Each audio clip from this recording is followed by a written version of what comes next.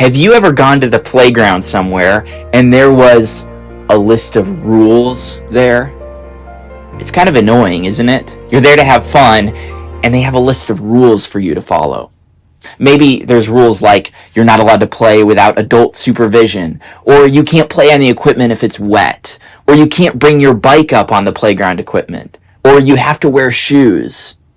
Sometimes it can seem like there's rules there just so you won't have as much fun.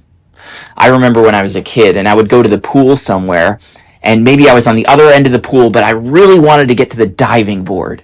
And so I would head that way as quickly as possible, and then somebody would yell out, "No running at the pool!" And I would have to stop, and I would have to walk the rest of the way. And it felt like the hardest thing in the world because I wanted to get there as fast as I could. And it felt like that rule was there just so I wouldn't have as much fun. But let me ask you, why was that a rule? Why wasn't I allowed to run at the pool? Well, the concrete around the pool gets wet. And when it's wet, it can be slippery. And if you're running and it's slippery, what might happen? Well, you might fall and crack your head open, and then the pool definitely wouldn't be very much fun. So I might not have always understood it, but actually that rule was there for my good. God's law is the same.